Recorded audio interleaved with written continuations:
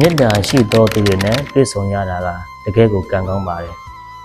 ကိုယ့်ဘောကိုမေတ္တာရှိပေးတယ်ကိုယ့်ဘောကိုကောင်းပေးတယ်ဆိုတာကြီးမားတဲ့ကုသိုလ်တစ်ခုကြောင့်တွေ့ဆုံကြရတာအဲ့ဒီမေတ္တာရှင်တွေနဲ့အတူဆုံစည်းရတဲ့အခါအယံကိုအေးချမ်းလိုက်တာသူတို့ရဲ့အပြုအမူတွေသူတို့ရဲ့အပြောဆိုတွေသူတို့ကိုကြည့်ပြီးတော့ကိုယ်လည်းအေးချမ်းရတယ်အဲကြောင့်ဦးဇင်းတို့အပါဝင်ဓမ္မမိတ်ဆွေအပေါင်းတို့ဟာလည်းပဲအတူယူသွင်းတဲ့အရာတွေကိုအတူယူပါအတူမယူသင့်တဲ့အရာကိုတော့အတူမယူပါနဲ့တန်ဃာနာနီးတန်ဃာမုတ်ဆိုးနာနီးမုတ်ဆိုးလို့ဆိုကြပေမဲ့ကိုယ်တိုင်ကပိုရေးကြည့်ပါတယ်တန်ဃာနာမှာနေပြီးတော့လည်းပဲကိုယ်တိုင်ကပြုပြင်လာမယ်ပြောင်းလဲလာမယ်ဆိုရင်တော့ဒါသူကောင်းတစ်ယောက်ဖြစ်နိုင်တယ်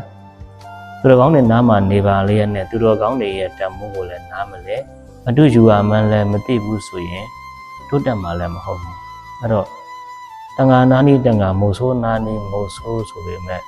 ကိုယ်တိုင်ကပြောင်းလဲဖို့လိုပါတယ်ကိုယ်တိုင်ကအတူယူတတ်ဖို့လိုပါတယ်သူတော်ကောင်းတွေနားမှာနေတဲ့ခါကျတော့သူတော်ကောင်းဖြစ်ဖို့ပို့ပြီးတော့နေဆက်တာပေါ့အဲ့တော့အတူယူပါမေတ္တာသမားတွေနဲ့ပဲတွေ့ကိုချင်းစာတတ်သောပုဂ္ဂိုလ်တွေနဲ့ပဲတွေ့ပြည်သူတွေကိုချစ်ခင်လေးစားဓမ္မို့ထားပါသူတို့ရဲ့မေတ္တာတွေကိုမစော်ကားမိပါစေနဲ့သူတို့ရဲ့ကိုယ်ပေါ်ကိုကောင်းတဲ့အရာတွေကိုဥပိ္ပခာမပြုပါနဲ့ဒါကြောင့်ပြောချင်တာပါလဲဆိုရင်ကိုယ်နာမှာမေတ္တာသူရှိတဲ့သူတွေကိုချင်းစာတတ်တဲ့သူတွေရှိတဲ့အခါအတူယူပါ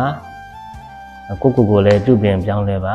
ဒါဆိုလို့ရှိရင်သူ့လိုကိုချင်းစာတတ်သောပုဂ္ဂိုလ်မေတ္တာရှိသော